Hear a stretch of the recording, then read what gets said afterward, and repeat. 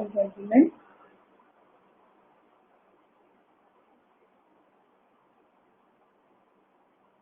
good evening all. Welcome to Safety Cluster's fifth phase of webinar today on the best practices, safety, health and environment in metal smelting process. Today we have here is a woman of success. Yes, it is Mrs. A.Sumathi. She is Innovation and Transformation Officer at Sterlite Copper, Tuticorin, India and Vedanta Global Health. He has a strong background with a BE and AAA from NIT Trichy, a leader who spanned across from various functions such as maintenance, HSE, business excellence, development projects, asset optimization. He is also a board of director for Manco Energy Limited and Electro Steel Limited. He also holds several other prestigious posts and accolades with Vedanta. It is our humble privilege to have the opportunity to listen to her share her valuable knowledge this evening with us. We welcome you, madam. We have with us our facilitators, Mr. Srinath Dajanan and Mr. Sudarshan Chandrasekhar as well as here. Over to you, madam.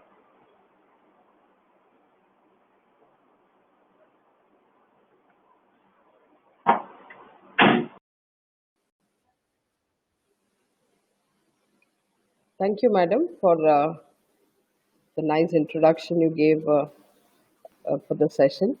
Uh, a very good evening to all the participants for this session. Um, I would foremost like to put my thanks to Dr. Sriram, who has formed this safety cluster and involving all of the HSC professionals across the country and doing similar webinar sessions for various topics spanning across health and safety.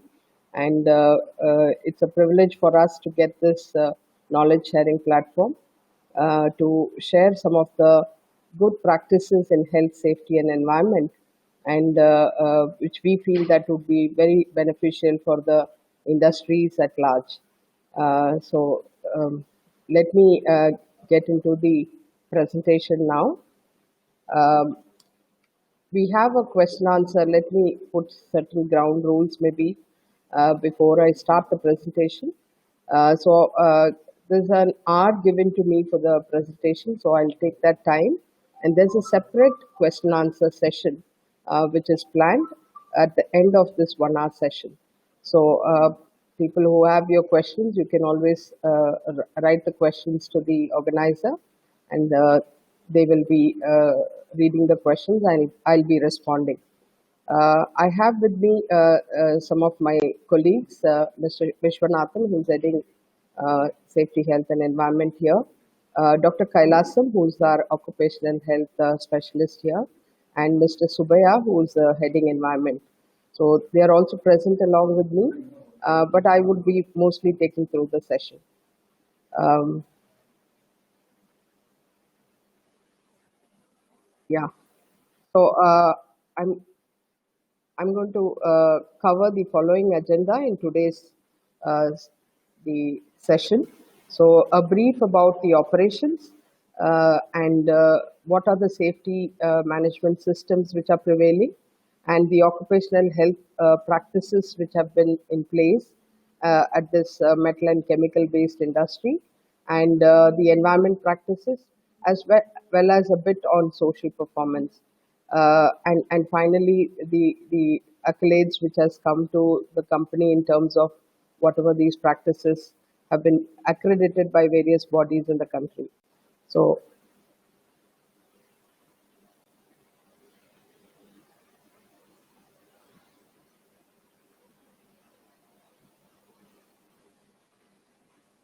So Vedanta is the conglomerate under which the copper operations come. So Vedanta is almost into the key businesses are into copper, aluminum, iron ore, and steel, and zinc, oil and gas, and captive power. So it is basically into all of the base metals and as well as the oil and gas. It's the sixth largest diversified conglomerate, which is encompassing all of the base metal and the oil operations. It's a large portfolio of structurally towards, as I said, towards the base metal and oil-based business, and it has operations spanning across various states of the country. As I said, the operations of copper happens at Tuticorin and also in Silvassa. Uh, so these are the main operations which today we will be dealing with. And Vedanta also has a global presence across Zambia, South Africa, Australia, Namibia, and Ireland. So when I say these operations are spanning across global, you can understand and appreciate uh, the width and span of the best practices also. We learn from each other, we learn from the other countries, we learn from other peer companies of our of similar size and nature, and then build our own practices. So that gives that global perspective for this group. We have seven pillars, governance pillars, which is very prominently and very widely being pushed right from the top people in the organization. So the main pillar is on the sustainability and HSE. The second is on the people practices. So it deals all of the human resources management, the values, ethics, and governance, which we have as a ethos across the organization, and technology and excellence is the other biggest pillar for us. We want to leverage technology. We want to be excellent in whatever we are doing. So, how do we learn from peers and make this as an excellent company? The other thing is on focusing on quality and then the growth of the company at large. And then the last pillar is on giving back to the society. So, community and the engagement with them, and how do we want to give back to the society. So, these are the seven pillars on which Vedanta's companies operate. Now coming back to the metal-based industry or the chemical industry, which I told, which manufactures copper at Tuticorin. This is the eighth largest copper smelter with the ISA smelt technology. This technology is from the Australia, and it's among 156 copper smelters which are operating across the world. So it's not a very unique operation. This is being happening across all of the entire globe, and the company is also the fifth largest if you look at in terms of in Tamil Nadu, and the direct employment being engaged in this company is around 4,400 people, and by way of indirect employment we touch around 15,000 people almost, and almost 70% of these employees are from Tamil Nadu. So that's one core focus area for us, to have more people from the areas in and around where we operate. And the revenue contribution of this company is around 23,000 crores. The contribution to exchequer alone, while we were operating, was around 2,200 crores. And it is the largest copper producer in the country, 4 lakh tons per annum capacity. The other two copper producers in the country are, one is Birla Copper, which is situated in Gujarat, Dahej, and the other is India, the government of India owned company, which is the Hindustan Copper. So capacity-wise, the other two copper smelters, the one I said about the Government of India company is almost 60,000 tons per annum, and the other Birla Copper, which is at Dahej, is again almost of similar capacity, I would say, like us. And in terms of refined copper world market share, it occupies almost 2%, and in Indian market share, it is around 36%. This company has been meeting the stack emission norms, which is at par with the world's best norms, which is less than 1 kg per ton of sulfuric acid being produced. So this is a state of art plant, and I'm going to touch on the technologies and the process later. But these are the highlights of this company. And the other important thing, we have been talking about zero liquid discharge as a condition which is coming across companies over the last decade. But this company has been a zero discharge facility since inception of the plant. When I say inception, you can see the roadmap. We have started our operations in 97. You can see the photograph, the land area, which was at 94 when this plant was just getting approved. And then we had two expansions of this capacity from 1 lakh to 3 lakh and 3 lakh to 4 lakh. And then we also added our own power plant because this is a power intensive industry. So we wanted to have our own power plant. And the area which now looks in 2018 is the photograph which you see in 2018. And the systems to which the company is accredited to, it is accredited to the quality, environment, OSHA certification, energy management certification, and even for the ISO 17025, which is for the labs accreditation, the testing labs accreditation, and also our IT systems. Information security is also accredited, and our assets are also audited and accredited by the through the asset management system 55001. Now, if you look at the safety performance, particularly of the company, it has received the topmost recognition of the world, which is the British Safety Council Sword of Honor Award, and the 5-star rating from, again, British Safety Council. The talents across the company who have moved across different parts of the world are actually being seen as the experts in this operations, and they are highly regarded by the world's copper smelters. And many such talents have actually moved from Tuticorin. So that way we are proud that we have developed the son of the soil to be around the world and have the name of the company proclaimed. So let me move on to the operations part, because unless you appreciate a bit on the operations, you will not understand the risks associated with the company, and then how are we mitigating each of those risks, how are we using technology, how are we leveraging the process around the world, and having control measures in place. So the main raw material, which is copper concentrate, this is getting imported from countries from South America, Chile, and Australia, and Indonesia, and so on. And the material comes to the Tuticorin port, where the material is taken from the ships through the mobile hoppers. There is a semi-automated system where the material is discharged from the ship through these hoppers, and from the hoppers the material transfers to the trucks, and the trucks then come to the plant area, which is around 15 kilometers away from the port area. So the material which comes in and gets processed in the smelter, it is almost having the copper main element is around 30% copper is available in that concentrate. We call it as concentrate. This is taken nothing from nowhere, like it is taken from the soil. So these countries which I mentioned have rich resources of these copper ore, and this is drawn from the soil and then cleaned and then made into concentrate, which is having the 30% roughly of copper content. And this is what is being done in the entire process is this 30% is being made into 99.95% in the smelter. So that is up to the anode casting, what you see.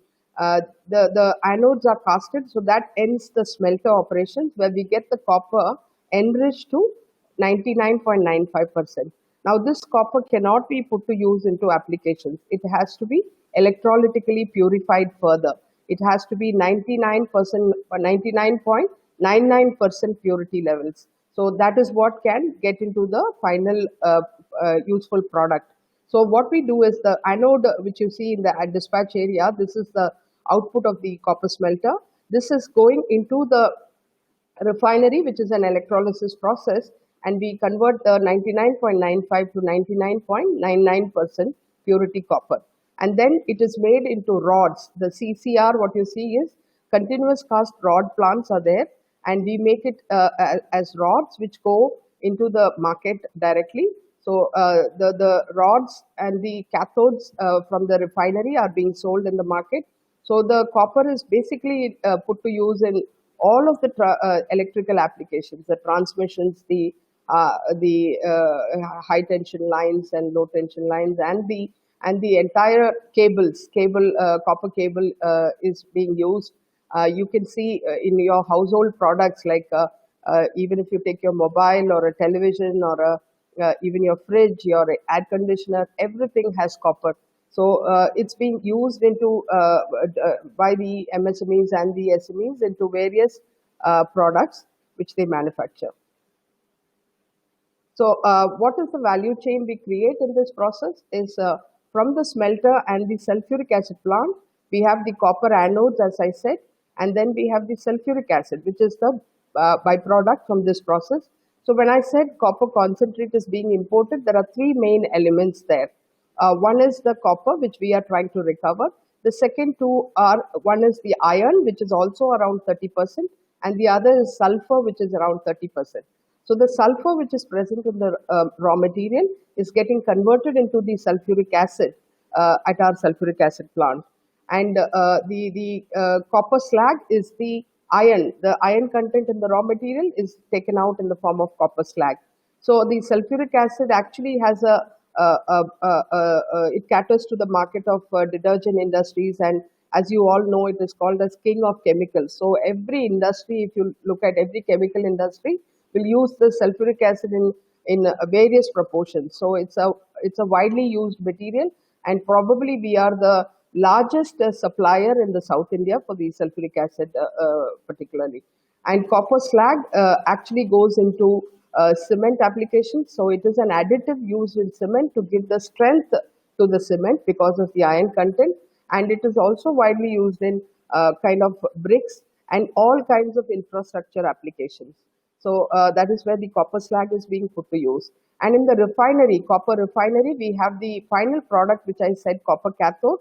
And we have another product called anode slime, which is nothing but in the raw material, when we import copper concentrate, there are certain traces of other precious metals. So these metals are taken in the form of slime, and this goes into the bullion market. The other final product is the rod, copper rods from the continuous cast rod plant. And then what we also do is we have a phosphoric acid plant which actually converts part of the sulfuric acid which we produce goes into this value added byproduct. And as you know, phosphoric acid is the main raw material for the fertilizer segment. And so if you look at phosphoric acid as a product, I think in the country we are the only seller of phosphoric acid. Nobody else sells phosphoric acid. So that way we scatter to the fertilizer segment widely across the country. And in terms of the other byproduct which comes from this plant is hydrofluorosilicic acid, which goes into aluminum fluoride applications, and that is into aluminum smelting raw material. And gypsum, which is also another byproduct of the phosphoric acid plant, is predominantly going to the cement applications. So the almost I would say 95% goes into cement and 5% goes into the fly ash bricks kind of applications. And as I said, we also have our own power plant, but it's a captive power plant. We use the power in our own operations. So we have 2 into 80 megawatt power plant. So this is on the value chain we create across the process.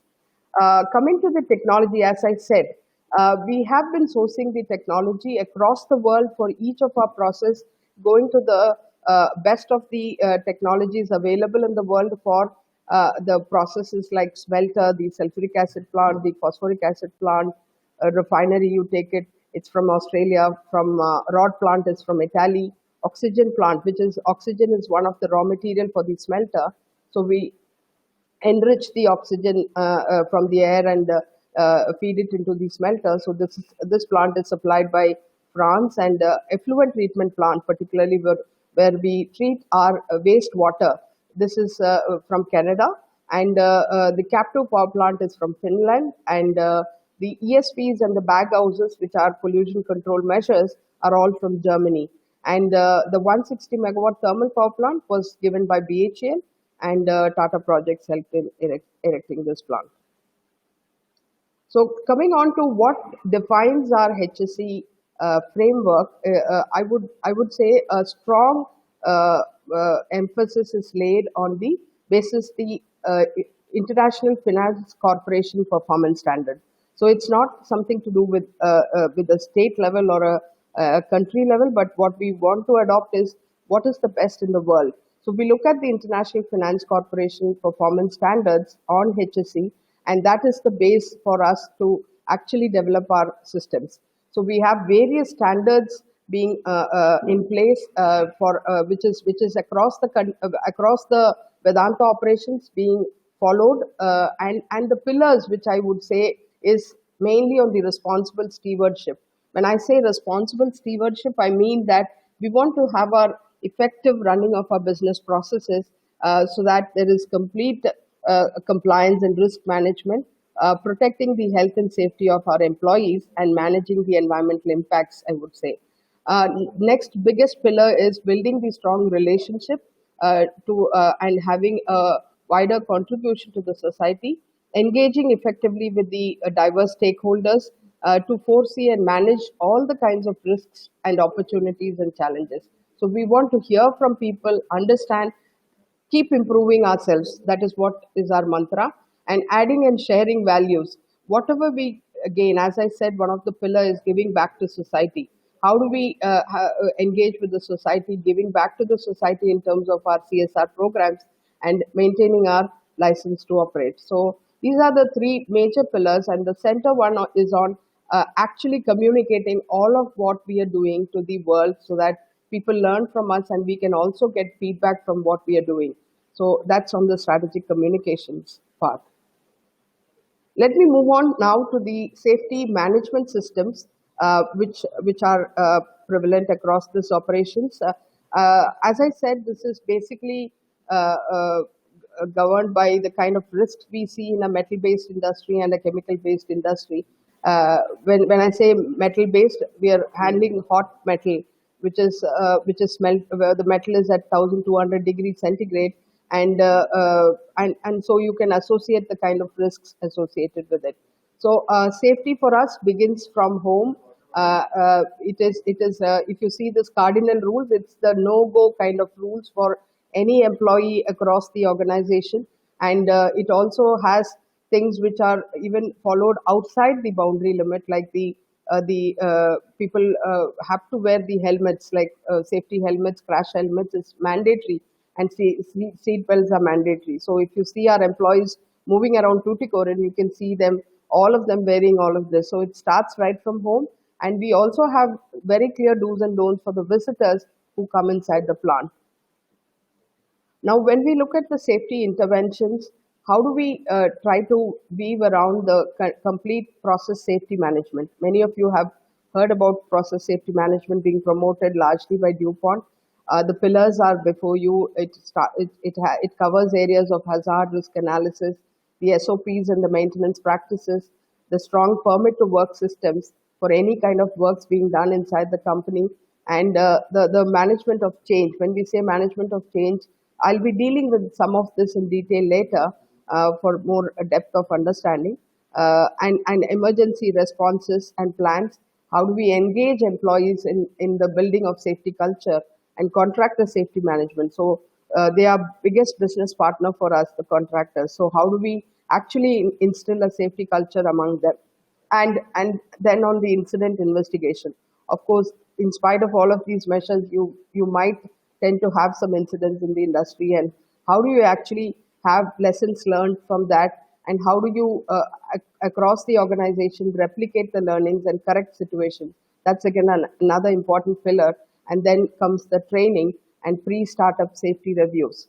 uh, how important it is when we shut down the plant and restart. So all of these are the focus areas in the safety pillars, and I would be touching basically on three major safety interventions. I feel this would be greatly helpful, irrespective of any category of industry.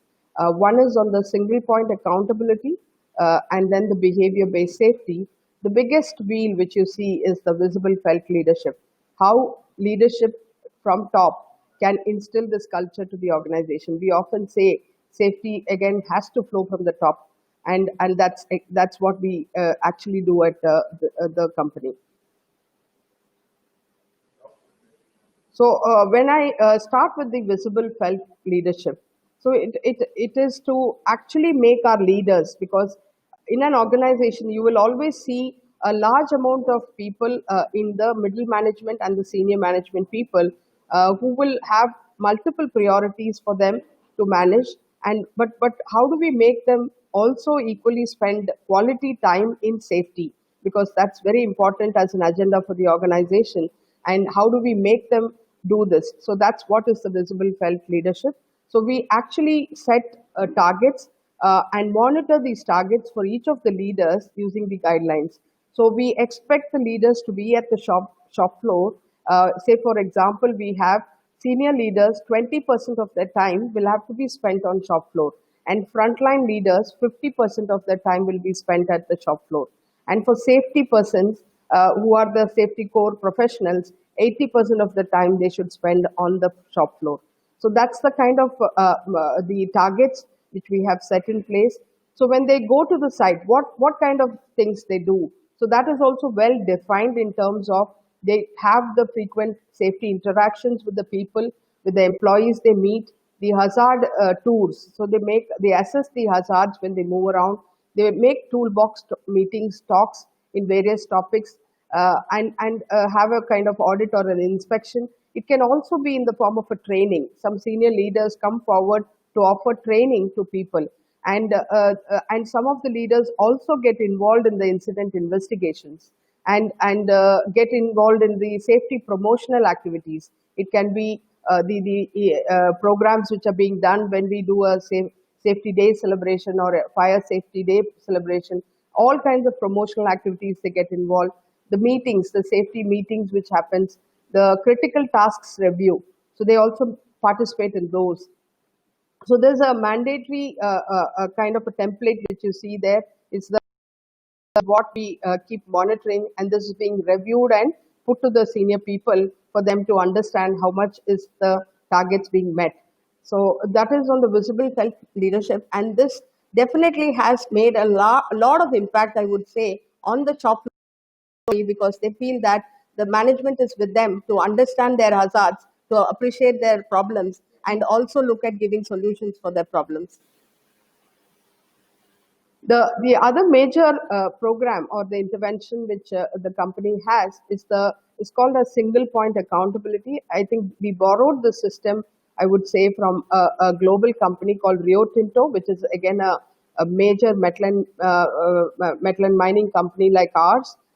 And this we have actually replicated this program here.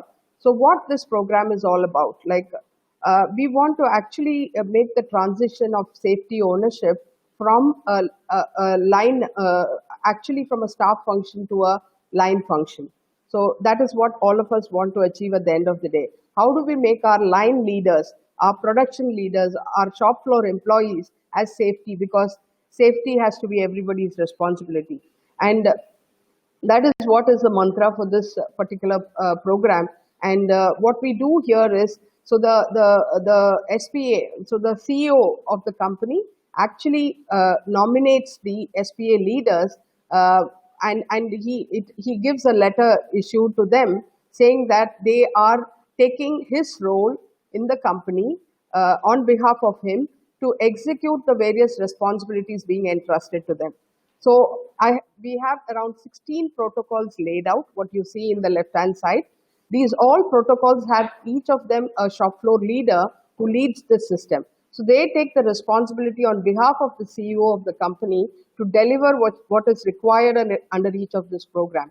So when we look at, say, for example, working at height, so there is a standard which is put in place. This is again looking at all of the global standards. There is a technical standard which is put in place, and they will check the adherence. So what they do is the gap assessment is being done in terms of audits and inspections. They go around. So they have a team. It is not only the leader. So as I said, as you see the triangle, it also has apart from the champion, there is a cross-functional team, which is from operation and maintenance background, and also the subject matter experts like HSC team members. So this is a team, and this team goes around, does the audits, conducts the gaps assessment, and then try to give those recommendations to the respective views or the functions to rectify. So they also do a peer benchmarking. In particularly, say, for example, I take working at height, they look at all of the companies across the country, across the state, and do a peer benchmarking, what best we can do in this area, and then try to inculcate those measures. And then they also try to develop the competency of the organization at large. So actually the champion, when we say for working at height, he becomes the subject matter expert for this pillar. So then he develops the team below him, he develops more and more people in the organization to drive this particular protocol. He develops the SOPs, he coaches the people, he does the performance review of the team as well, he does the compliance audits across the various functions, various processes, and conducts the training and awareness campaigns. So I think it's a large kind of responsibility, but our leaders have actually taken it to the true letter and spirit, and this is a very successful program which has actually made us to make a transition as a safety as a staff function. We didn't want to have that only safety being policemen in the organization. We want everybody to be responsible on safety agenda, and so that is how this program has helped us to achieve that. So this is the extension of what I explained. So they become change agents. As I said, they become the subject matter experts. They develop the technical framework, technical competency with respect to that protocol. They actually coach the teams, they train the teams. So this program actually has, so when I say the SPA team, they have almost 5 to 10 members in a team, depending upon the depth of the program. And then, so we actually have additional 160 future part-time HSC subject matter experts in the organization. So any incident, when I said incident investigation, these SPA champions actually be part of the team, or that members be part of the team of the incident investigation. When an incident is related to a work at height or related to electrical safety or a LOTO-V system, then the respective SPA champion is there to investigate this whole incident and come out with the right recommendations, and we are able to rectify things. The other third major intervention which I wanted to explain you was on the behavior-based safety. Many of the companies would have been following this, but I think we have given a lot of structure to this program. This again, we got it from one of the expats who were with us from Canada. He had worked in various companies across the globe, and where he was there for at least a couple of years with us. So he actually laid down the foundation for this system, I would say. And this system is to look at actually a positive kind of an intervention. You may always believe on a carrot stick method in safety management, where you also reward, where you also penalize people if they don't follow systems. But this particular program actually is a very, very positive intervention, because it actually goes in the way that you go to the site, you see a person doing a particular activity, and then you start giving observations based on what he's doing. Is he doing the job safe? Is he wearing the right PPEs? Is he following the SOP? Is he using the right tools which have to be used? Is he on line of fire? These are the things which the observers actually see at the site, try to correct, give the feedback to the person to correct things on the site at the very moment. So I think this positive intervention also has gone a very long way in actually building the safety culture of the organization. And this system is again has the senior management intervention. There's a monthly kind of steering meeting which happens with the observers and the implementation team. So we look at when we started the system. I should explain this, that we looked at the 3-year kind of analysis of the incidents and everything which is happening across in the area of safety, and then looked at analyzing all of that, coming out with the critical behaviors. When I say critical behaviors, it is like how many of the incidents have been in the line of fire, how many of the incidents have been because of usage of wrong tools, because of not following SOPs, or putting your the eyes not on path. That's one of the behavior which we say. So like this, we have classified the critical behaviors, and then on these, the observations are being done actually. So this BBS also has to have a regular momentum in this process. So we have recognition also for this program. Every quarter we have the best BBS departments being selected and award as the and there is a running trophy which is given to the departments. So that's how we keep building the momentum and keeping the tempo all across the organization. And this, as I said, has involved all the employees to build a safe culture and achieve a kind of a zero unsafe behavior. Can we move towards achieving a zero unsafe behavior? Because in the safety, you always have two things. One is the unsafe incident and the unsafe behavior. So the behavior part is equally important for us to address, and that's how this program has been helpful to us to understand these and rectify things accordingly. Now, the other major thing which I would say, because I've also seen many companies, interacted with many companies, this is something very meticulously done here, management of change. So this is like when people change, when there is a change in even business partners, when there is a contractor change, when there is a operational activity or a process getting changed, or even when I do a equipment change, I bring in a new equipment. Because of that, there may be any hazards coming up. And the other category is even on the material and products. If I produce a new product or if I use a different raw material, what is the kind of impact it is going to cause on HSE? So that's the kind of, and then the monitoring and system of working. If there is a change in the way we are working, we are changing some of the systems, then these are all coming under the management of change.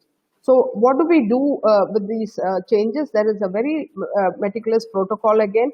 So when we do look at, say, for example, the employee change, if the employee is working in an effluent treatment plant, let me take you through an example. If an employee is working in a critical area like an effluent treatment plant, and if the employee is having a change in his position, somebody else, a new person is coming and taking over this position, he has to be knowing the kind of risks in that area. He has to know what are the mitigation measures, what are the safe behaviors which have to be seen there. He has to be trained. He understands all of the systems in that area. So unless the person who's actually coming in gets acquainted with all of these processes, he will not actually take over that position. So that is what exactly the management of change means. So as I explained for the employees, the other things like even if when I change a raw material or a process or a plant equipment, what kind of hazards it can create?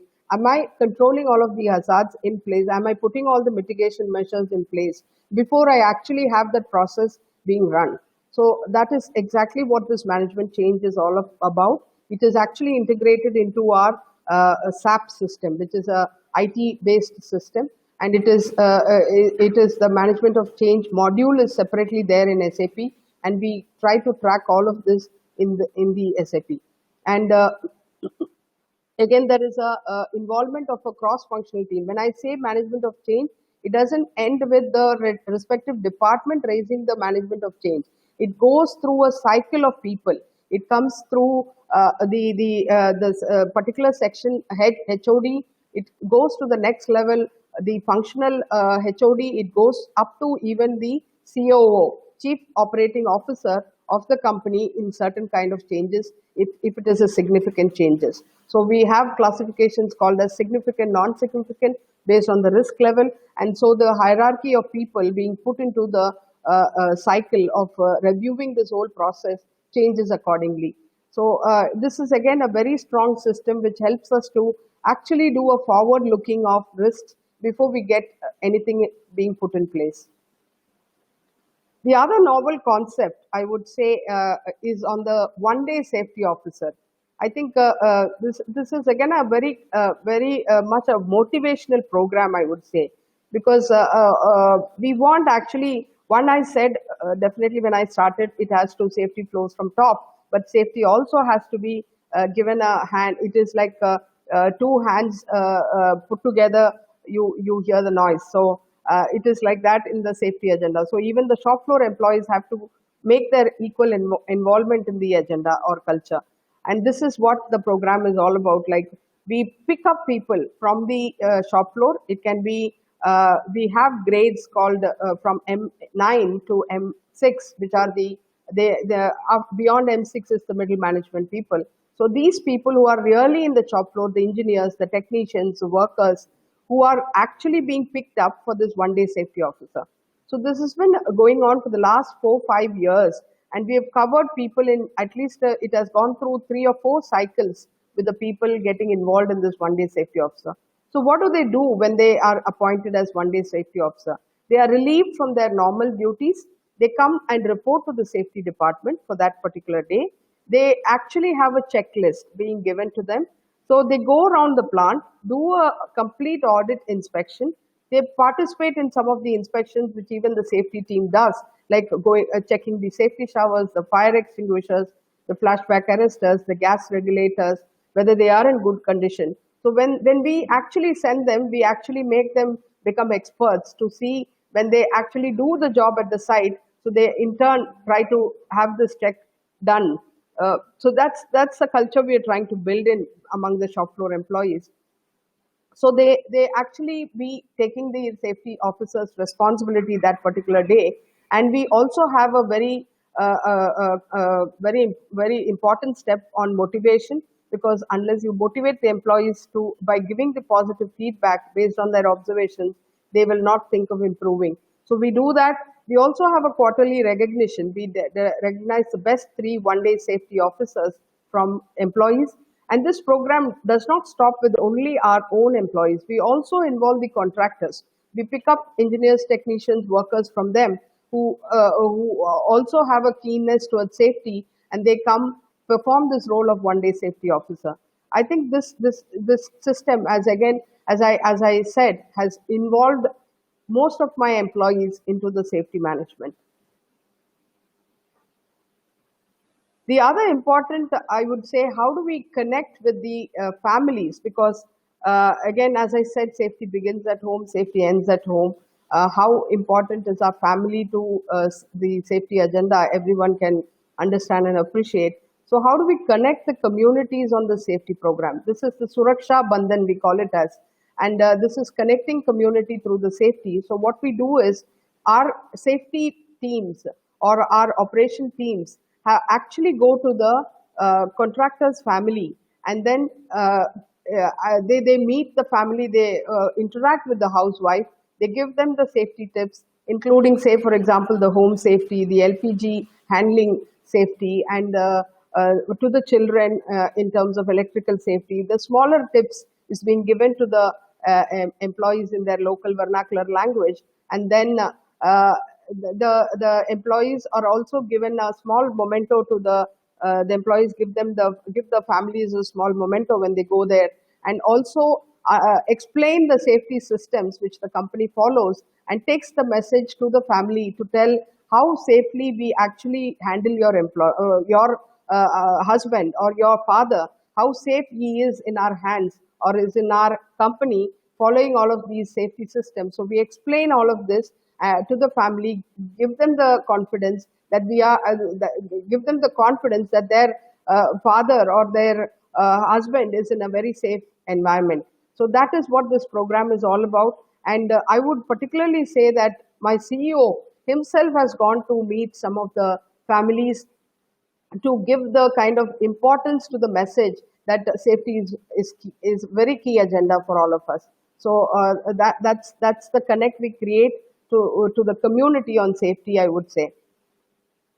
The other major risk for us is definitely on the road safety, because we handle almost 1,000 trucks coming in and going out on a daily basis, and so the road safety is very important for us. So we again have 3 different pillars we look at when it comes to road safety. One is the vehicle itself which is being engaged. It can be my O&M vehicles, operation and maintenance vehicles, or even it can be my vehicles which are handling my raw materials or my finished products. So all of these vehicles have a complete condition monitoring in terms of inspections. Say, for example, sulfuric acid. It's a very corrosive chemical, and it's very important for us to handle it responsibly. So the kind of tanker which comes in, the inspections we do at the doorstep, and then allow the tankers, the kind of speed limits and governance system which is being put in place, the man machine separation, because we don't want vehicles to pass in areas where my people are moving. So we have very clear pathways which segregates man and the vehicles, so that people don't come in contact with these. The traffic management studies have been done to allow to decide how many vehicles should be there at the plant site at any point of time, so that it does not create a hazard. So that's the kind of meticulous systems we have put in place of vehicle management. When it comes to the driver management, again, we have a very clear no alcohol policy, the pre-employment and the periodical checks we do for the drivers, the medical camps we do for them regularly, the training and the awareness campaigns we do for the drivers. We also do a driver background verification to understand he has the right experience to manage all of this. We also have the system of fatigue management. We monitor the fatigue levels of the drivers by the every vehicle has a GPS connected with it. So we get all of the information through this system, and we manage the fatigue levels so that they right kind of resting hours when they work in the plant. And the criteria for vehicles during the service orders. So what kind of vehicles we allow inside the plant, we clearly put it in the order, in the purchase order on the commercial order documents, that this is my requirement of the vehicles. Unless it has all of these requirements, say the reverse on or the GPS system, we will not have the vehicles actually being hired. So that's the kind of mandatory no-go process also is being followed. And on the journey management. So when they start the journey from the premises till the time they reach the customer or to the supplier end, how do we also manage their driving hours, the route management, the resting locations, where and all they rest? How do they have we have almost a 24/7 monitoring through the GPS system fitted in the trucks. So this is one of the very important risks, and we have these control measures which actually tries to have control on the road safety kind of incidents. So this is a summary. I'm not going to go in detail. So the main pillars, as I said, is on the training part, the communication systems which are there. The training, when I say it spans across right from e-learning platforms to the classroom trainings. We also send people on a sabbatical safety programs for the RLI courses, the 1 month RLI courses, to have more and more people trained on the safety. We have the communication systems, which is visual, print, and all kinds of media being used in terms of communicating the safety HSE related information. And the audits and compliance systems, as I said, through the different concepts, the one-day safety officer being the contractors having the safety scorecards, the departments having the safety scorecards, the safety stewards doing monthly inspections. There are also night rounds done by the officers, the senior management tours. All of this becomes part of the audits and compliance, so that we have the right sense of what is actually happening at the shop floor. And then the other three pillars I would say is on the automation and technology, and which is and the motivational and reward systems, and finally on the performance monitoring and review. So on automation, again, many of you would appreciate that how important it is for us to actually eliminate manual interventions, and many of the high risk activities can actually give us a lot of peaceful mind, or have a peaceful sleep in terms of having people away from the risks actually. So these are some of the interventions where we have actually, where the shop floor employees were near to either the hot metal area or near to an area where the slag is being handled as a hot metal, and how do we actually remotely control and have them away from those areas. And we have completely eliminated hydras. There are no usage of hydras. We have replaced it with Manito, because all of you would appreciate hydra is an equipment where many toppling of incidents have happened across many industries. So we have banned hydra across the industry, and we only use the TRX cranes. Unmanned automated weigh bridges, where people actually, the drivers or the cleaners, we don't have the system of cleaners, so the cleaners doesn't come inside, because that itself was creating a risk. The cleaners moving around the site without the PPs, without the other things, and so all of this is eliminated when we say that where they do not get down from the vehicles, and everything is done automated. And many of the other systems, like as I said, on the work at height, the man lifts which are being used, the battery operated vehicles instead of the people going inside remote areas. So all of this are the automation side. Rewards, of course, as I said, for every program there is a reward scheme for the people involved, and the performance monitoring, again, in terms of how the senior people, middle management gets involved in the all of the monitoring and review mechanisms. So, and all of these are, as I said, these are in the SAP platform, which is a IT platform.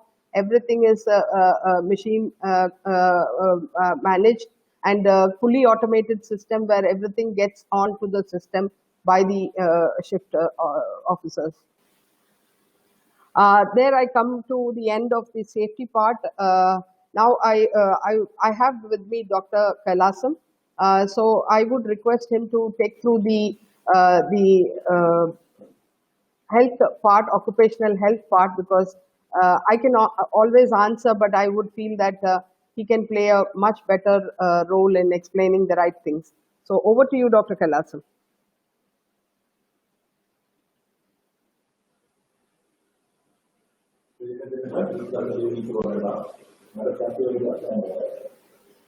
As an occupational practice, currently what we are doing for the COVID. That is very important. And the next is what we are doing as occupational practices while we are in operation. COVID, we have the once in 7 days, and we also take care of their personal hygiene while they are coming and going away. What are the things, do's and don'ts in the factory as well as in the office, work at home, all things being taken care of appropriately. And our vision is quality health beyond legislation. Our chairman always believes zero harm to the people, zero harm to the property, zero harm to the environment. So we take care of our employees, families, workers, and the community. And we always believe our employee is the asset for the organization, and we always start with the health condition. Many of the diseases we are able to identify. So we have a pre-employment medical examination, pre-placement medical examination, and there is also a separate medical examination. And we take care of the, I could proudly say, till 22 years of operation, no occupational diseases have been reported. And there is always a thing that there is a cancer. Occupational diseases include cancer also, that's also included in the employees. 2 to 6% of cancers may be of occupational origin, but they tend to occur in age, and we come far below the average. And we have a special medical examination for food handlers, medical professionals, and the mobile equipment. We vaccinate them against hepatitis as well as typhoid, and also deworming is regularly done. And we have the next to reduce the absenteeism. What is not monitored cannot be controlled. Any employee who happens more than 3 to 5 days, track whether it's occupational, we tend to look at what are the causes. Even for contractor, it is linked to a past absence tract. We always take whether it is due occupational or non-occupational. And there is a pre-treatment for all the people to facilitate the early reporting job. And the health tips, education for the employees, families, and the contractors are a regular process through the mails or a specialist. Even currently also webinars are allowed to educate the employees regarding. Apart from this, we had expeller of community health service. We were regularly doing the medical health camps, around 30, 50 patients in the morning and evening. A separate team along with the software is taking care. And we used to a lot of health education as well as free medicines to all the people. And when the cluster is more, then we usually conduct special medical examination also. We usually today is the World Blood Donor Day, and we used to donate blood to the government medical hospital. And also on the 1st of December, that we donate blood to more than 100 of employees, and we have been recognized recognition every year for this noble act. Even otherwise, always a call for blood donation, which our employees happily do it. And since we are having a lot of population, more than 3, and we have awareness and the conduct of is also on the game.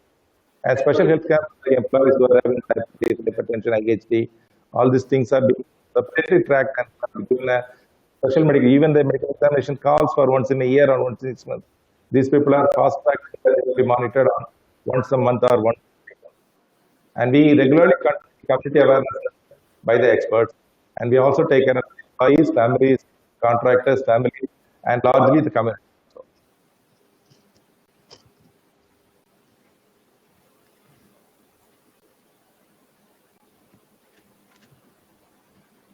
On industrial hygiene, possibly I would like to touch basically how do we do the risk assessment in terms of people who are working inside the plant. So we actually look at the personal hazard exposure levels is being monitored continuously through the personal samplers, and then the entire the hazards are being identified, and then there is a health risk mitigation plan which is being put in place. While we do this assessment, we identify exposure groups. We look at all of the operations and see which operations have impacts to the employees, and then it can be in terms of chemical, physical nature, or biological or ergonomic kind of risk to the employees, and then classify them according to that and have control measures based on the hazard levels. So, in terms of the exposure monitoring, as I said, it also spans across not only the dust, fumes, or the hazardous gases, or it also goes into areas of noise exposure and heat stress monitoring, and even the personal vibration levels, and for material handling in terms of ergonomics risks. This is again based on the job description, the mode of exposure, the duration of exposure, and what are the available control measures in terms of engineering, administrative, the personal, or the right kind of PPEs being used by people. And all of this is being monitored as part of that study. So this is basically the kind of 4-factor model which we use to assess the risk levels, the health risks of employees. And I would say that in the last 22 years, there has been no occupational health related illnesses or diseases which has been certified by the Inspector of Factories department. They come on a regular inspection, they do assess all of these records and then conclude. Basis that, there has been no occupational health risks to any of the employees. And next, I think I move on to the environment part. Probably I'll try to cover it in next 10 to 15 minutes max, and cover the entire presentation. Yeah. So environment is again very key for us in terms of the focus area when it comes in the HSC pillars, and we have rightly put in the engineering control measures. I would say everywhere, as I explained at the start of the presentation, we have looked at all of the best technologies available across the globe to bring in the control measures when it comes to emission management. So the smelters, as you see, wherever the furnaces are handling the hot metals and where we have the sulfur dioxide emissions, we have these scrubbers being put in place, which is from, as I said, from US and other companies. And this is fitted with the scrubbers and a bag house, and where the bag house is completely cleans the gases. The particles are being cleaned, and then the gases are scrubbed in the scrubbers, When I say scrub, it eliminates the SO2 content in the gas using lime, and then the scrubbed gases are then let into the stack. And now this all the is attached with all of the process metal handling areas. Not only in that, but also in the sulfuric acid plant and the phosphoric acid plant. So as I said, this being also a predominantly chemical-based industry, the sulfuric acid plants actually have a double conversion, double absorption system, DCDA technology, which is again the best in the world. And we have a tail gas scrubber there. So apart from the technology taking care of the emissions, there is also a further tail end scrubber, which is even being put to remove the traces of the sulfur dioxide, which is then emitted to the stack. And then on the phosphoric acid plant, we monitor the fluorine levels in the from the reactor vessels, and this is also scrubbed in a 5-stage scrubber and then put onto the stack. Now, when we look at the monitoring measures, these all stacks are provided with complete process interlocking arrangements. When I say interlocking, the systems are being operated. It is not manually controlled. It is all DCS, distributed control systems are there. It is being controlled through the DCS mechanism, and if anywhere things are going excess, immediately either the raw material is shut or the intermediate process is shut immediately through this interlocking arrangements. And we also have all of these stacks being also connected to a real-time monitoring. When I say real-time monitoring, the stacks are online connected to the TNPCB servers, and they actually draw the information directly from these stacks. What is the levels of emissions which from each of these stacks? We also have, apart from this, we also monitor through the manual monitors also around 6 numbers in and around the plant premises. Now, if you look at all of these systems, so the double hood systems, which is again in the furnace area, which actually captures the sulfur dioxide emissions. The secondary gas scrubber system, again, which captures the secondary gases from the converter area. And the other primary smelter, this is from the ISA, the first stage of the furnaces, where we have the bag filter with the FGDS system. So every particular furnace and operations are connected with the flue gas desulfurization systems and the bag filters. And the kind of investments also you can see from the presentation, huge amount of 45 crores and 35 crores.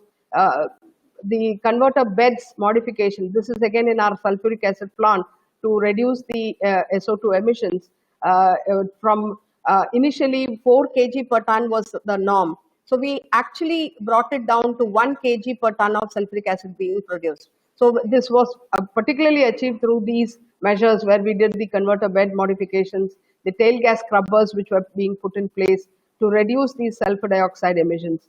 As I said, this is on the 5-stage scrubber, the concentrate hopper at the port, the covered sheds for the raw material storage, the covered conveyors arrangements, which are the entire pipe the conveyors are either through a pipe conveying system or through a covered system in terms of conveying raw materials. And this is on the RO plants, which are being put to use for treating the effluent water. From the effluent treatment plant, the water is again put to a RO system so that we are able to recycle this entire water into the system.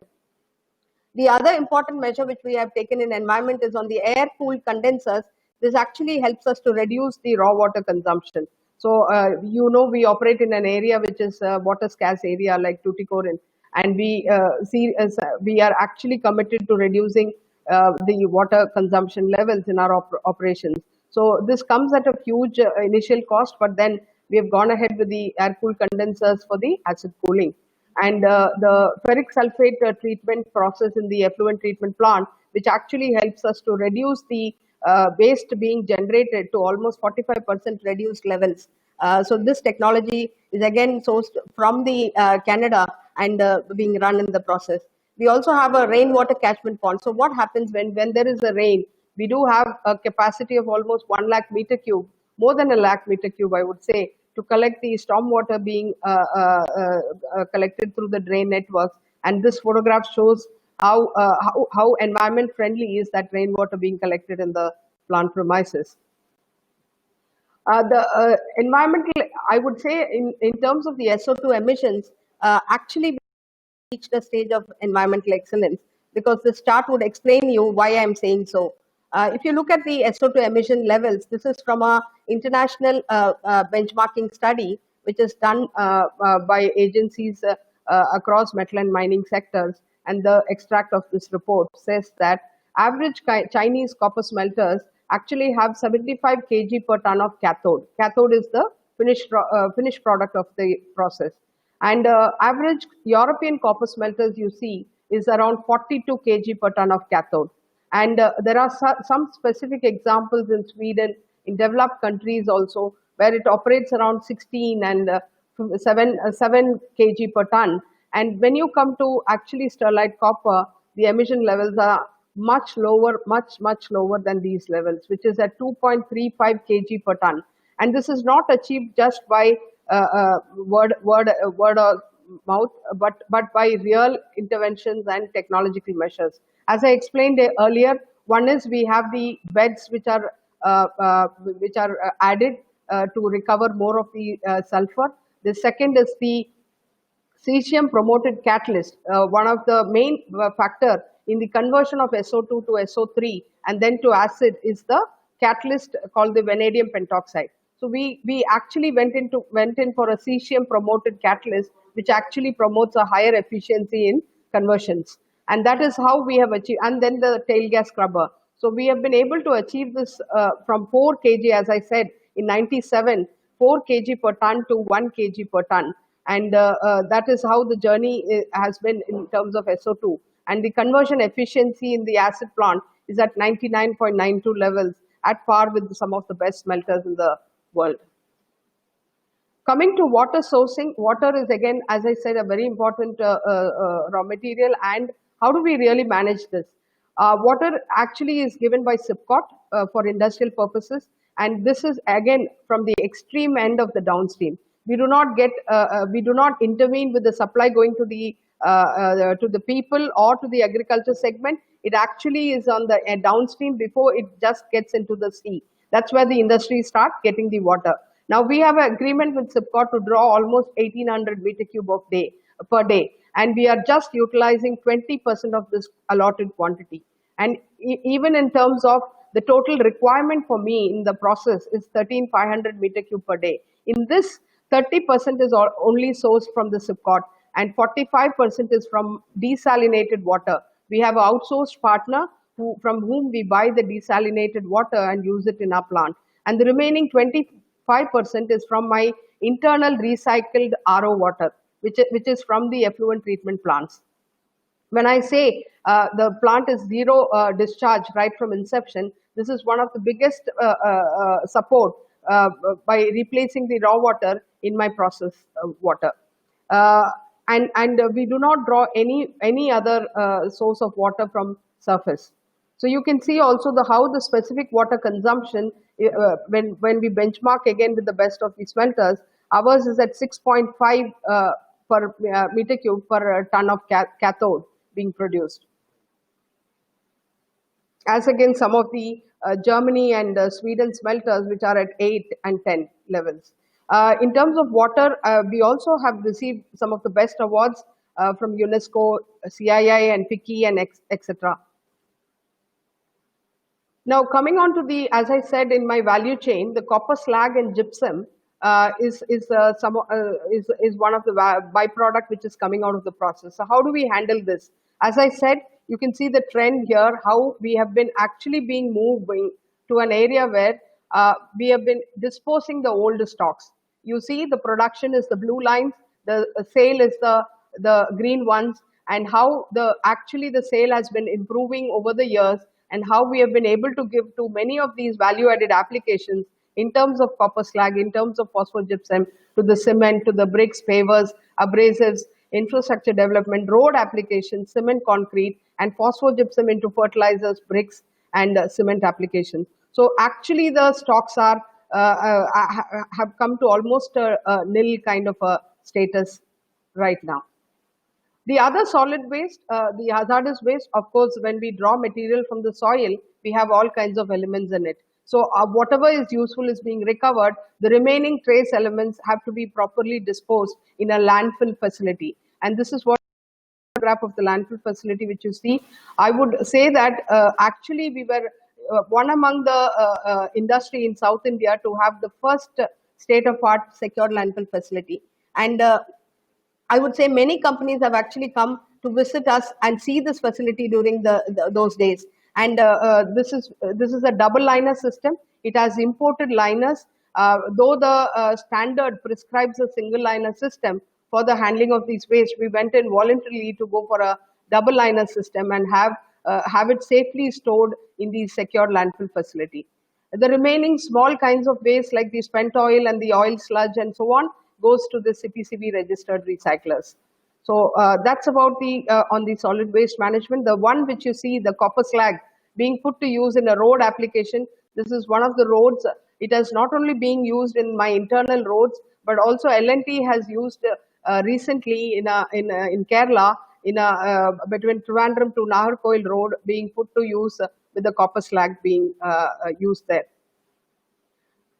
That's the end of the environment section. It would be not apt if I don't touch on the community perspective. So a few minutes I'll take on the community perspective.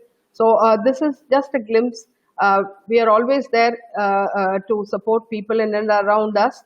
So even in the tough pandemic situation right now, and while the plant is not in operation, we have actually extended our hands to the people around us.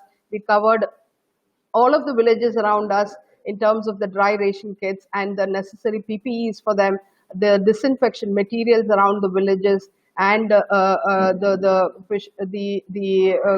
fishermen communities getting covered, and all of that.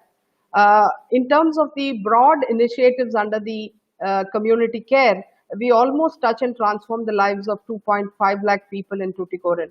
And these are by the various measures which I have put on the left side. The Kushi, which is the child care centers, 11 centers of, operating across Thoothukudi, and this is benefiting the children between 3 and 6 years. And in terms of health, I think extensive village areas across 33 villages are being covered, 1,50,000 people being covered regularly by the healthcare we are providing in terms of health camps. We have a mobile health van which moves around the villages everyday basis, giving free medicines to the people around us. The other important program, signature program, I would say, is on the Ilam Mottukal, which is around covering 8,050 girl children across 94 schools in and around Thoothukudi. And this is particularly focused on girl children. And the other important program is on the Thamara Muttukal, which is a youth resource center. So we have picked up some good trades which actually is useful in Tuticorin, and these 6 trades are being imparted as courses to the youth around us. So far, around 1,040 youths have been trained and and they are all employed in various organizations. The other important program is on the engaging women across the Thoothukudi, called the Saki program. So we actually cover around 19,000 people to actually develop their self-help groups and creating credit linkages for them, and making them self-sufficient in terms of their daily earnings. So people earn up to even 5,000 rupees per family, and that is actually reached out to more than 19,000 women. And employee volunteerism is another key activity. People from our employee end go on a frequent blood donation camps, the supports being given to the charity institutions. Recently, we also announced 3 major projects, which is on Pasumai Thoothukudi, which is 1 million tree camp, 1 million tree which we want to plant around Thoothukudi, in and around Thoothukudi district. And so far, around 66,000 trees have been planted. And Thamira Surabhi, which is supplying purified drinking water to 22 villages, benefiting around 2,300 families with a unique barcode system, distribution system, This is also implemented and running last 1 year. And Tamara Vidyalaya, which is again a project in concept now, but it will very soon be coming up. This is aiming at a smart school for catering to children from the nearby villages. Give them a free kind of education to them. That's one of the other program we have in plan. I think I have come to the last part of my thing. So, aptly, many organizations across the country has recognized us for the kind of work which we have done in, be it environment, be it safety, or be it my corporate social responsibility.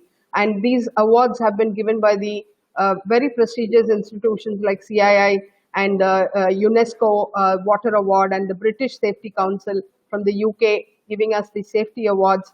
The CII, the EHS award, as well as for the energy and water efficiencies. And in terms of corporate social responsibility, ASSOCHAM giving away the awards and in 2 or 3 occasions for the kind of CSR excellence work we have done. I think that brings it to the end of my presentation. Thank you so much for the patient hearing, and I hope I did not bore you with a very long lecture, but I would be more interested now to take your questions and answer them as much as possible I can. And last but not the least, I would like to also thank the organizer, Dr. Sriram, and his team, who has helped us and given us this platform, knowledge platform, for us to actually share our practices, our the culture, what we have within the organization, to a large set of people like you. And once again, thank you, everybody.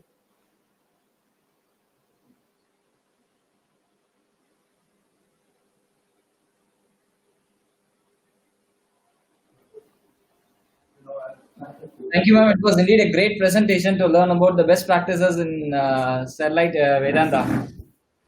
And to all attendees, we have raised a poll request. We all to vote on that. Hope it will be visible in your screen right now.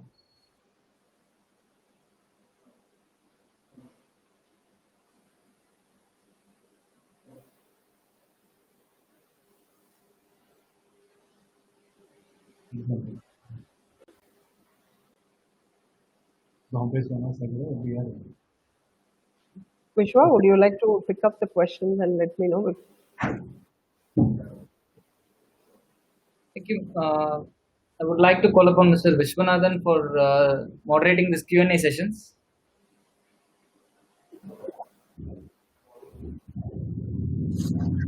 And the result has come up really very well, ma'am. It's 4.6 out of 5.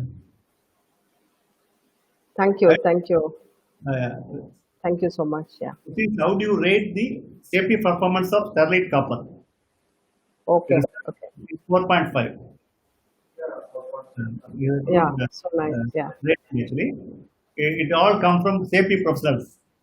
That is the important thing. No, I think it is like Brahma Rishi giving the award.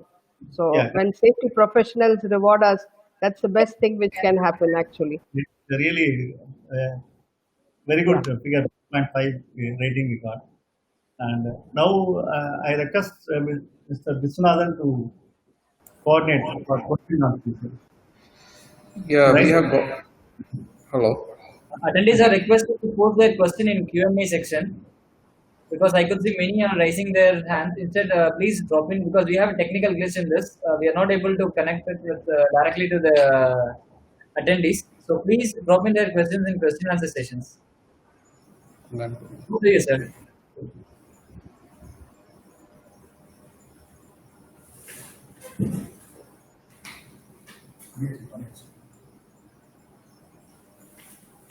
Yeah, we have. There is a question. I think there was a widespread allegation. You want to read the question? Yeah, there was one question. There was a widespread allegation on your operation that it has caused cancer to people in Tuticorin. Can you give a response? Yeah. I should answer, because if I don't answer this question is not complete. So actually, there's an echoing. If you can put on mute, Vishwa. Yeah. So if you look at the cancer, the this is a very dreadful word which was used right before our plant got closed, and which created a lot of panic, I would say, among the communities in and around. And I think each one of us would also be very apprehensive of this word cancer. And we see nowadays cancer being a very common also disease across the communities. Uh, we hear even close kith and kin of many of us undergoing these diseases. So that's the situation on a general front. But keeping that aside, if you look at Tuticorin, where the allegation is being put, uh, if the rare cancer statistics show that across the districts, across 32 districts, Tuticorin stands at the 18th place, and in terms of the cancer prevalence, and that is the data which speaks, and whereas if you look at people being actually alligating or putting the entire thing responsibility on Sterlite operations is actually ridiculous, because this has become, as I said, a kind of a lifestyle disease. And when the statistics say it is at 18th place, you can imagine the kind of districts which are there, like Kanjipuram and Chennai, which are all figuring in top list, and Sterlite doesn't operate there. So you can understand what the data speaks and what is the actual status. Actually, Thoothukudi is below the state average, in fact. Yeah.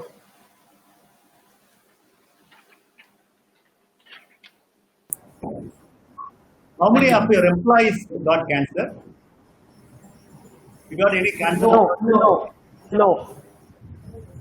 No cases of employees. Employees. Okay. Yes. Related to, but if you, yeah, occupational, right, doctor? Yeah. Occupational related, no reasons. Yes. 100%.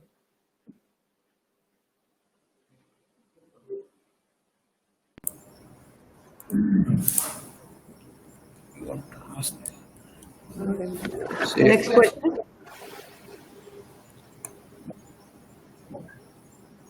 Next question. Yeah, next question is on subject itself. I will answer. What kind of technology enablement, digitization you gave in organization to support the SPA protocol?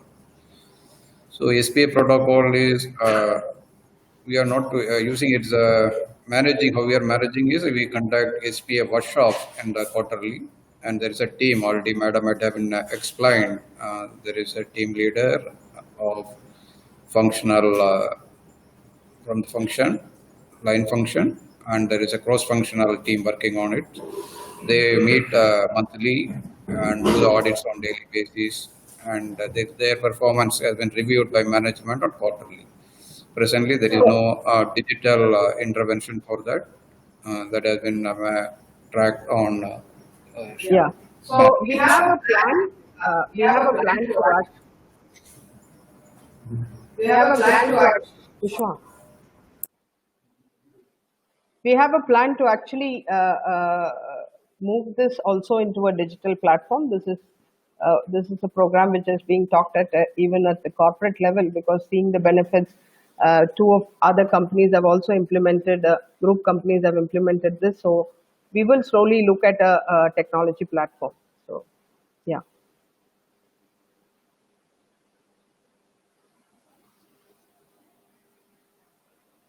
Any other question? Or should Sriram's team to take up? You can read any the questions, yeah.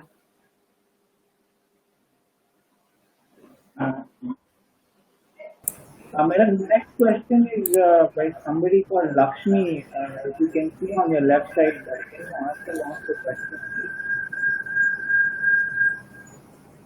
Actually, 1 minute, I am seeing the question.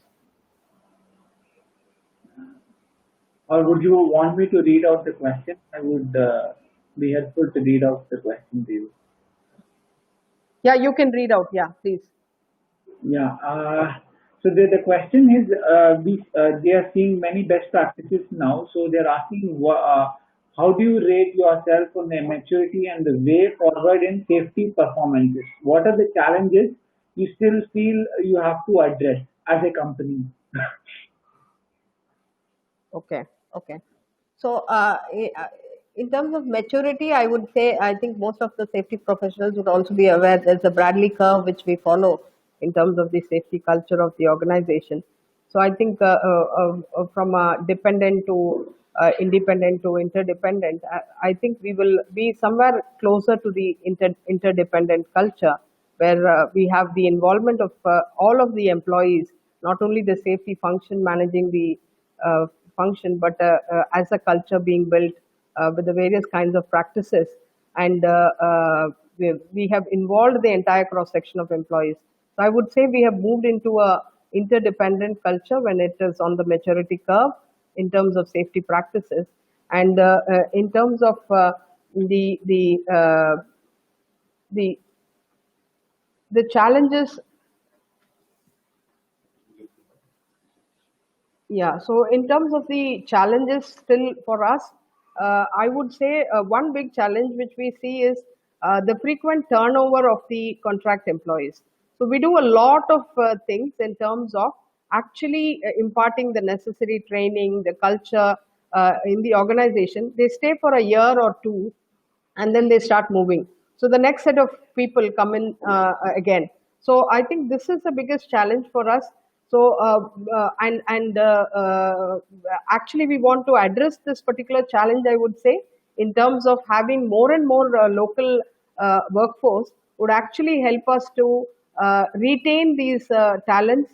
How do we actually build skills among the local workforce so they are able to support us in the long run, and actually have this attrition or rollover happening at a very lesser pace, I would say. So I hope I have answered. Yes. Thank you, madam. Another question is from Nandini, someone. So, what kind of technology enablement or digitalization you gave in your organization to support SPA protocol? What is? Can you please repeat? What they're I asking think is, we answered that question. We have answered that question. okay, Yeah, I okay. have already answered, because we said that we right now don't have a technology enablement, but we are in the process of doing it. Yeah. Yeah. See, another So question. Yeah. Sorry, madam. Yes. Yes. So there is one interesting question. So when you're saying that everything is fine, why there was a massive protest among the public demanding closure of the unit? I would like to take that question definitely, because uh, the point is, yes, as a company, I would say that we were more confined to copper, making copper, running our copper smelter operations, and possibly somewhere even communication to the people around on what exactly we've been doing about. I feel we had a gap. So I should admit there's nothing harm in admitting, because unless I know what is the problem, I cannot rectify it. So I feel that we did not get closer to communities to make them aware what exactly we are doing, what is the best practice, how we are controlling things, and that was the trigger point, I would say, because what happened just before this closure, people here would appreciate and acknowledge that there was widespread allegations and myths circulated in social media, and it was coming like a fire that possibly people across started believing that that was the truth, and the pace at which we wanted to respond was actually couldn't match with that, and that's where the problem started. And people with their with all of those allegations in mind felt, as the question was also asked on cancer, that was another dreadful word which was used by the other interested groups. to actually ignite the emotions of people, I would say. And that was the reason. The trigger point, another trigger point was actually we were running this plant for 22 years. We had a plan of expansion coming up. We wanted to expand the plant to another 4 lakh tons per annum, which actually put the country on a very big pedestal, because we would then have a very big smelter across the globe, a custom smelter. But unfortunately, that couldn't take place immediately. That was a trigger point also, which actually the interested groups canvassed to say that the plant had all of these concerns, and so people were brought to the streets, I would say. Thank you, madam. That was well briefly explained. When you're, I think they also have asked about on-site and off-site emergency plans. I think yeah.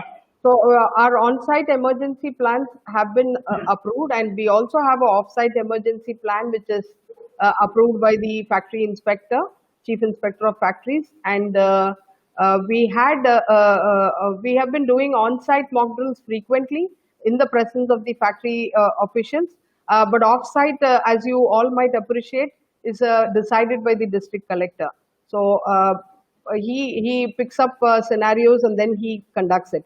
But then we do have an approved off-site plan as well. Yeah. Madam, I got one question. Yeah. Air quality monitoring. Yes, sir. Closure and after closure. Do you have any? If any changes are there, and can you able to share that one in the cluster group? That one first. Second thing, do you have any data on cancer patients? How many cancer patients in Tuticorin district before closure and after closure? New cases.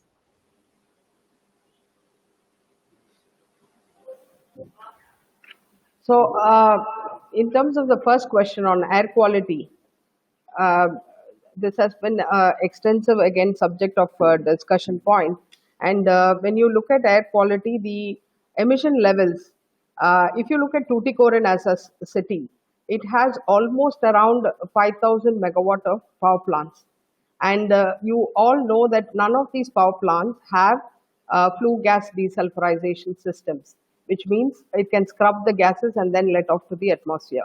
Whatever sulfur is present in the coal comes out in the form of emissions from the power plants.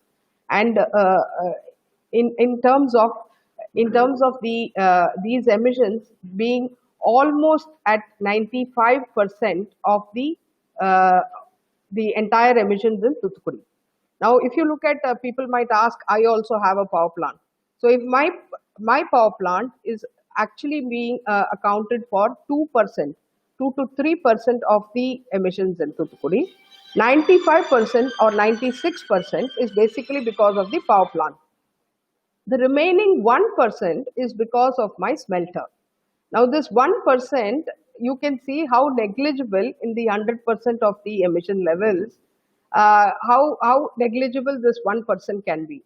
And so, if you look at the emission levels, what it was before when we were operating and when we have now shut down, remains the same. So our emissions actually have not really made any difference because of this 1% negligible concentrations, which are the emissions because of the Sterlite copper smelter operations. So the air quality in a nutshell, before and after my closure, remains the same. So the Tuticorin smelter operations is not the cause for SO2 emissions in the city. Have I answered that, sir? Yeah. Thank you, madam. Another question is, Sterlite Copper has constructed roads with copper slabs and bitumen concrete road using copper slabs. Has it got a potential application to replace natural aggregates? Yeah. Yes. So it has a potential to replace natural aggregates. Actually, that is one of the big kind of what to say, breakthrough story which we have before us, because you know how much of river sand is being put to use for the applications in terms of all your infrastructure area. And this copper slag actually possesses the qualities which can replace natural aggregates. And this is not just told by me in this forum, but it has been certified by the National Council for Cement and Building Materials, NCCBM, which is a reputed Government of India institute. And this forum has actually certified it that it can be replacing the natural aggregate. We also have, apart from this, we also have a BIS standard. In fact, BIS has approved copper slag. It has a specific standard issued for copper slag usage in cement application. So you can understand that the world bodies, the Indian bodies across the country has actually given the certification for usage of this material. And when I said even road application, it has the approval from the Indian Road Congress. Yeah. Thank you, madam. Another question is, how much did the Sterlite spend on the CSR activities the last financial year, ma'am? So we have actually spent around 20 crores, I would say, even after our closure. Yeah.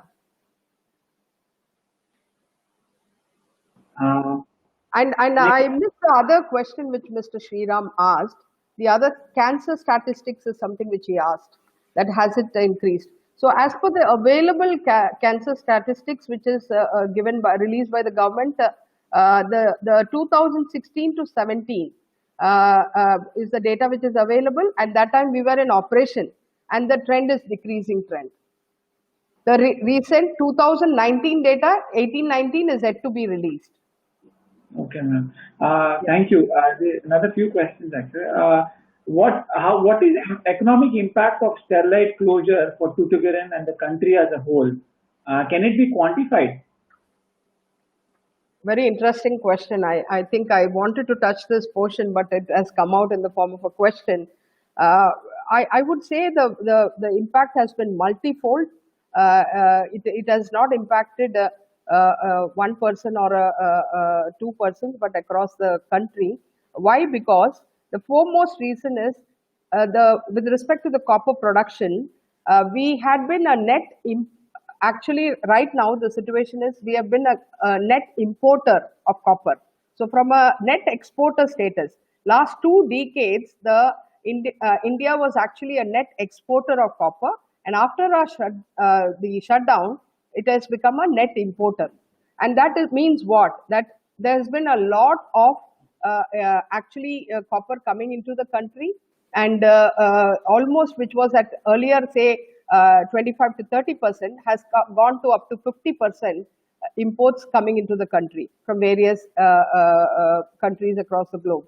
And this means that we are losing almost precious foreign exchange to the tune of almost 40,000 crores.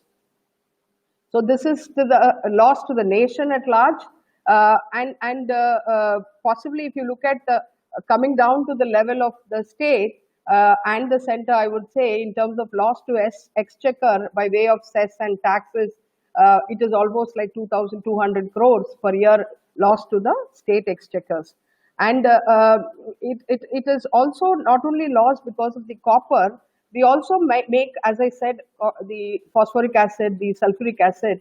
Now, all of these are being actually imported into the country. So you can understand there is again a foreign exchange loss in terms of these products as well, almost to the tune of 500, 600 crores as a foreign exchange loss. Now, the other important factor I would say is the workers. In terms of employment levels, if you come to then after the state to the district, Tuticorin has almost like the entire people being engaged or employed by the company is almost around 4,400 people, as I said. and indirect employment of almost around 20,000 people, 15 to 20,000 people. So they are all rendered jobless now. The employment is completely affected. The other important also thing is idling of the and rusting of my plant and machinery. You all can appreciate, you're all technical people, you can understand the plant and machinery assets itself contributing to almost 2,000 crores is all because of the last 2 years closure. And then in terms of the growth, I would say in terms of even the small MSMEs and SMEs are being affected because of this process. Why? Because they actually would have been getting the domestic copper from India, but now they are starting to import. So there's a lot of uncertainty in getting copper for them. They have to make payments, wait for the material. Earlier, it was the status that they pay, get the material. They are able to churn around fast. They make products. MSME, SME sector is also affected. And then finally, to the Tuticorin people, almost like 10,000, 1 lakh people, I would say, was impacted by the CSR interventions. The kind of activities we did it in CSR space actually impacted 1 lakh people. So actually people are not able to get these benefits at the end of the day because of this closure. So I would say the loss is not only to the nation at large, it is to the state, it is to the people in Tuticorin, to all of us as employees. The loss is multifold, I would say. Definitely, madam. That is a very thing. Another question is, in case if you get a positive order, how are you planning to garner support and enhance confidence amongst the communities? So, yes, it's a very important question. We want to actually run our operations with the community support. There's no doubt in that, and we want to be 100% sure on that. People over the last 2 years, actually, the company also has taken a lot of attempts and efforts, measures to take the right things to the people. What exactly we have been doing all around, how we are controlling things, how we are mitigating the impacts, and what are the measures being put in place by the company. So we have actually taken the truth to the people at large in Thoothukudi by various means, print, social, visual, media, and reached out to people at large. And the second thing is, we have also not stopped with any of these CSR benefits. We have been rendering people support. Even in the toughest of the situation like COVID-19, we have tried to be with the people of Thoothukudi, and we are confident that people will be with us when we want to restart if we get a positive order. Yeah. Thank you, madam. Recently, we've been seeing a lot of global changes, environmental changes. Now, Tamil Nadu is facing a lot of water crisis. If the copper process will require a lot of water, how would you see the future impact on water consumption due to your company over there, ma'am? So again, as I explained earlier, that if you look at my allotment and everything, I'm just using 20 to 30% or 20% of my allotted quantity. Even in my daily consumption, I'm using just 30% of my the Sipcot water. Now we have definitely plans when we want to restart back. We have already started working on models. If we get a favorable order and we restart, then we should switch over to 100% sustainable water sourcing model. So it will be either through a desalinated source, or we actually had plans even earlier, just before our closure, to take the entire sewage water of Thoothukudi and treat it and then use it in our plant. So there are various models before us. We are evaluating those models. Actually, when we want to restart, there is a very aggressive plan for the team to look at 100% sustainable sourcing of water, I would say. So we will then not look at be dependent on Sipcot for any water. Yeah, that's the plan, a long-term plan we have. Yes. Thank you, madam.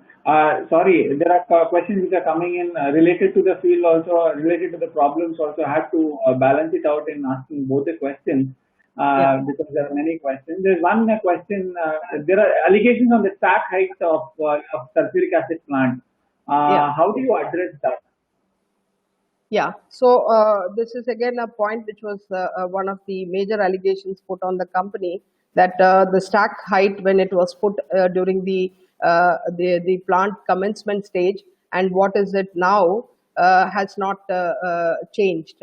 Actually, the fact behind it is that if you remember the chart which I showed in Journey of Excellence on SO2 emission, if you saw in 97 we had emission levels of 1060, if I remember very precisely, kg per ton of tons per almost roughly around say 1000 tons of sulfuric acid production. Okay, and that was given a norm of 4 kg for 4 kg for every ton of sulfuric acid. So 4000 kg of the emission norms was the norm given for the stack.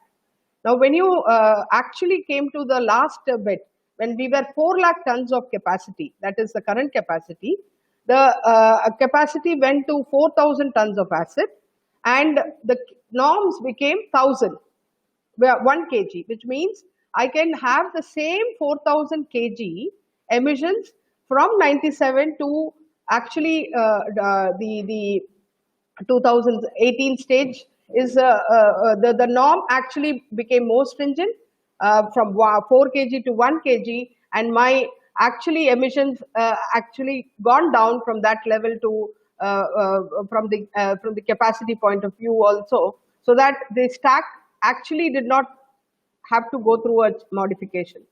So that is the reason why the stack height was maintained the same.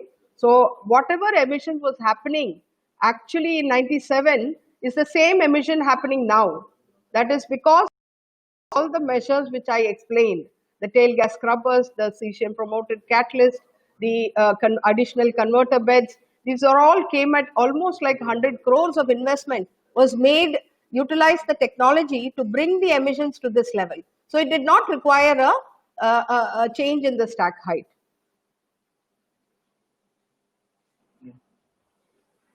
Thank you, ma'am. You can choose any of the questions on the screen. There are a lot of questions which I'm trying to. Madam, I got one question. My system is stuck actually. No. Madam, I got one question. Yeah, yes, sir. Operating in India. Sorry, similar, there are other 2 plants operating in India. Right. Comparatively, and your plant and other plant, any comparative study has made by anybody? Yes. So let me, that's a very interesting question again. When you look at the Government of India plant, it completely stands apart because it really does not come and match the kind of technology and the interventions which maybe our plant or the other Birla Copper has. So you can keep that aside completely because they don't have any of the measures comparable. Like for example, even if you take zero discharge, the zero discharge is a point for us, and we are complying with that from inception. And these 2 other plants, even Birla Copper or the Hindustan Copper, which is a Government of India company, does not have zero discharge status. Okay, so they still discharge to the sea or discharge to the nearby water bodies. But unlike them, we have complete zero discharge for the water management. When it comes to air emissions, the air emissions, what I said in terms of 1 kg norm came to us much before than even for the Birla Copper. And I'm keeping aside the Hindustan Copper thing. But in terms of these 2 comparable copper smelters, our emission norms 1 kg, right now we are at 0.5 to 0.6 kg per ton of sulfuric acid emissions, and this is the best compared to the other plant. And so this is on the air emission part. The solid waste in terms of the stocks, as I showed you, the gypsum and the slag, which are categorized by the MOEF as high volume, low effect waste, which means that these are generated in high volumes, but these are not toxic. These are not hazardous waste. So that is how MOEF has classified it. And these waste, the volumes which I showed in the trends shows that we have net depleted the stocks, and which you will actually not see that happening in the other plant. It is all stockpiled. So I think on these three parameters, and on the safety, the statistics also, the injury frequency rates is much better than the other plants. So that's how I would put it in a nutshell.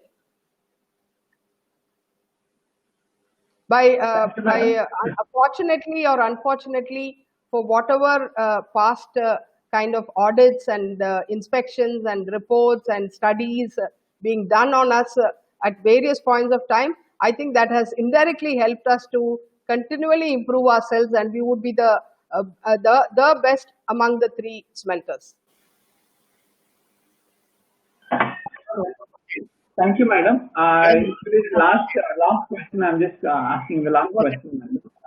After that, we'll close the session. So the question is there any change of mind with the public in view of the problems faced due to closures these days?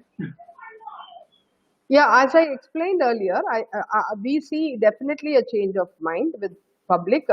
The public have started receiving us well. There are a lot of interactions happening between us. We are in close touch with the people around us by way of our CSR initiatives, by way of reaching out to people at times of need, and we have not stopped ourselves. I would say in the last 2 years, the kind of reciprocation we have got when we announced the schemes. Say, for example, we gave 5,000 scholarship to the students in and around our plant, and people came forward to receive it in large numbers. They appreciated the efforts being put in by the company. The water supply, which I said, being given to villages around us, people are receiving the water supply. The kind of interventions we have done for fishermen communities in terms of developing their skills, connecting with them again on the scholarship scheme and so on. People have actually come forward to receive all of these and also give us the very objective inputs as to where we need to improve and where we actually want they want us to actually improve and give where they want the benefits also to be equally coming in. I think there has been a seamless flow of communication, I would say, definitely with people in and around Tuticorin in the last 1 year. Madam, I got one question. Yeah. You rightly told, since the plant is not under operation, a lot of rusting or other things are started.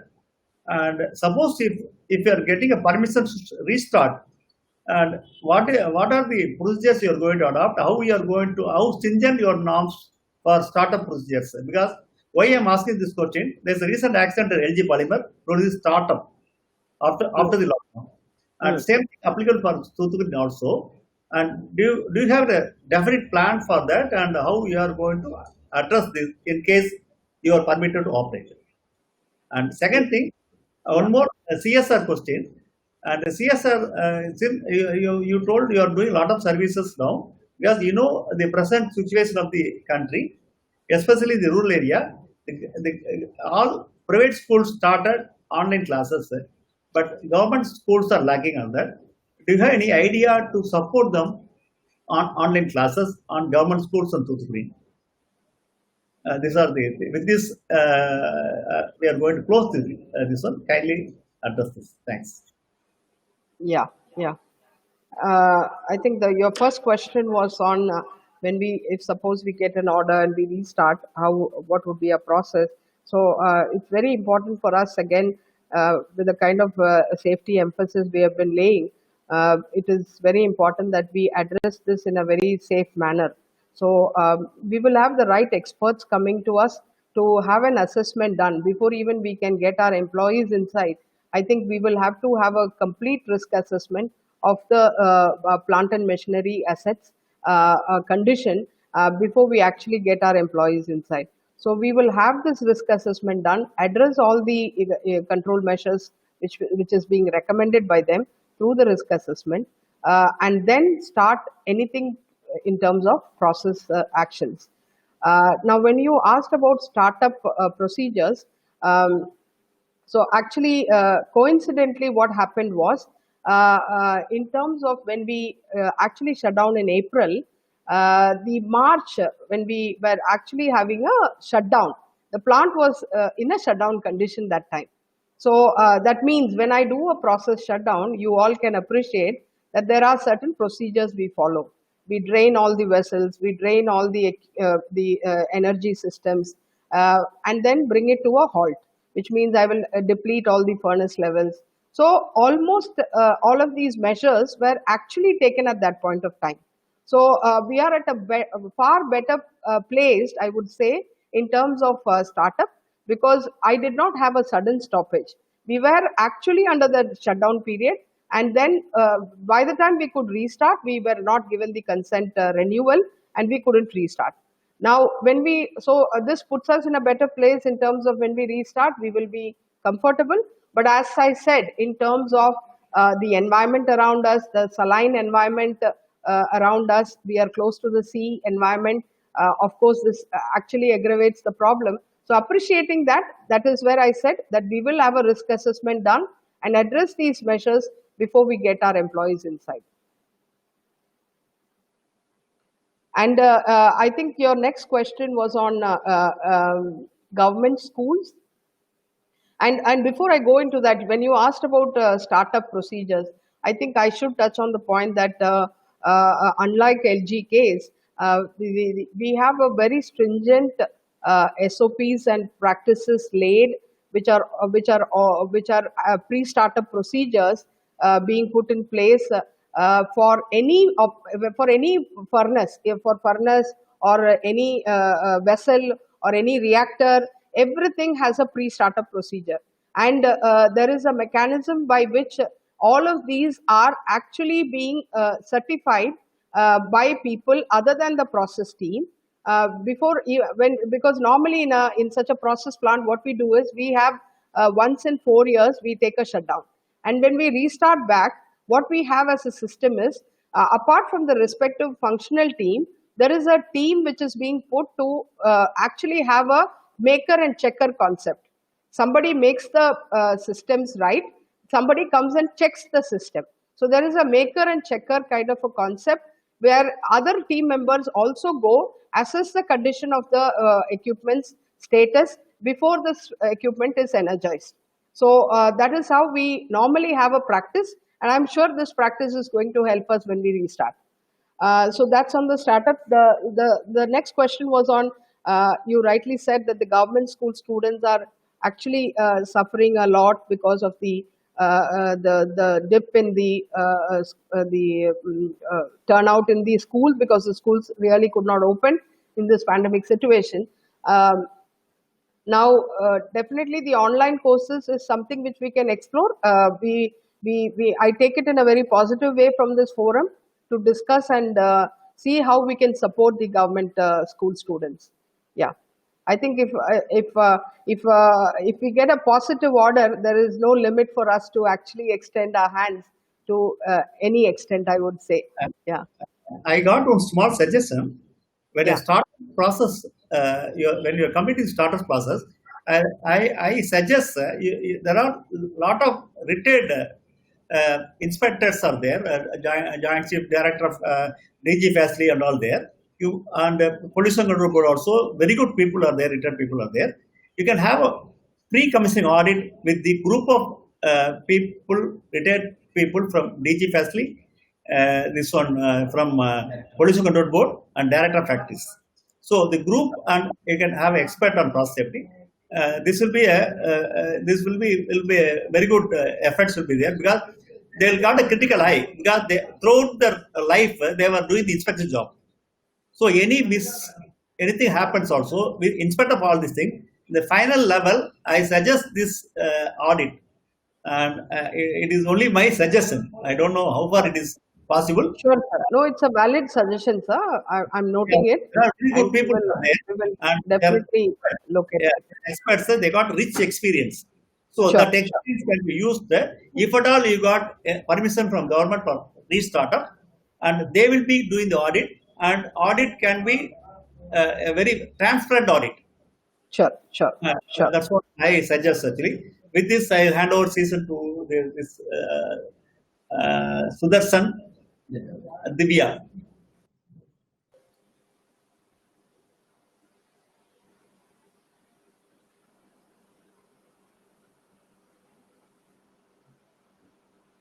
With this, we have come to this Q&A, end of this Q&A session.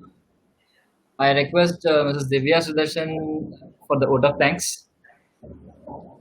Thank you, sir.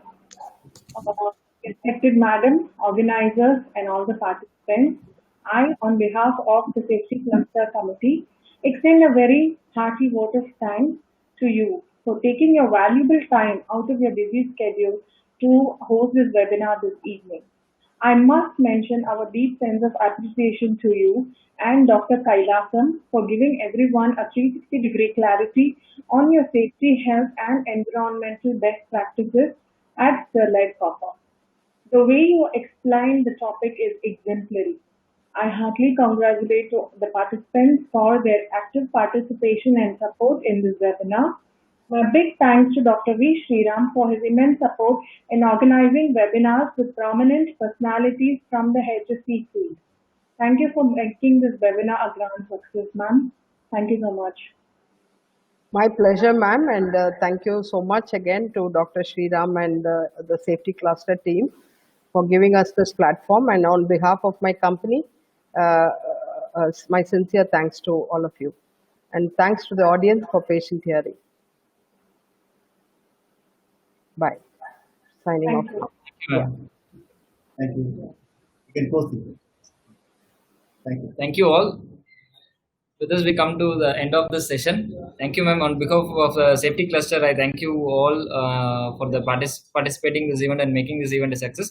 The next event will be after 15 days. We will be keeping posted on the updates on that. Thank you, Divya. Thank you, Sudarshan. Thank you, ma'am. Thank you.